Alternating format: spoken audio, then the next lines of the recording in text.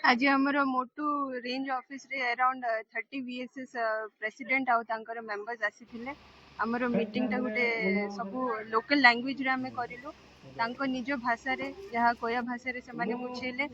आमे भी तांको आमर जो प्रोविजन रही छि इंसेंटिव कथा हला जेतेबेले आमे पूरा वनाग्नि मुक्त करि देबा से कथा भी बुझिलु। ता सहित आमे आमर जो ओडिशा फॉरेस्ट एक्ट रे पनिशमेंट अछि ता कथा भी आमे बुझिचु। आमे आशा करूछु कि आमर ए मीटिंग टा सक्सेसफुल रहिबो आ लोकन को आमे जो वार्ता देबा पे चाहूथिलु से से माने बुझि पारि।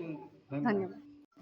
आज मोटू वनांचल विभाग पक्षर जो कार्यक्रम है अति उत्तम कार्यक्रम रहा।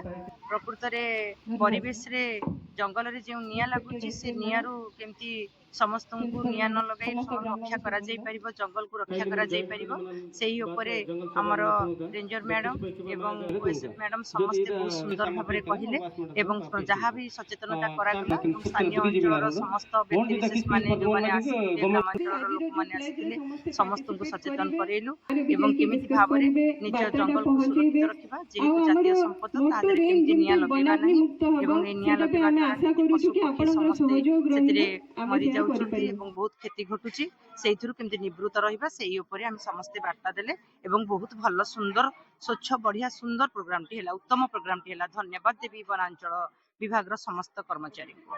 धन्यवाद। आज आमर मोटू वनांचल अधीन रे जेते सब आमर VSS कार्य करसंती वनर सुरक्षा लगी एवं जीवजंतुकर सुरक्षा लगी निया दाउर किपरि सुरक्षा करि परिबा से ऊपर आमर गोटे सचेतनता कार्यक्रम रखाइथिला। आउ आमर एसीएफ मैडम तथा आमर प्रिंसिपल मैडम आसिक मध्य बहुत सुंदर भाव रे गाँ लोकन को बुझेइथिले।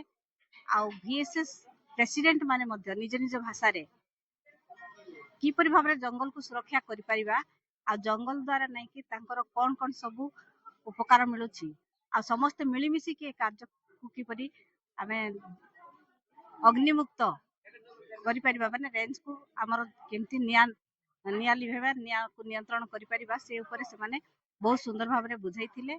आ मु आशा करूछि ए वर्ष निश्चय मोटू रेंज रे VSS मानक द्वारा आ गाँ लोकन सहयोग द्वारा आउ अधिक किछि निया लागि न पारे।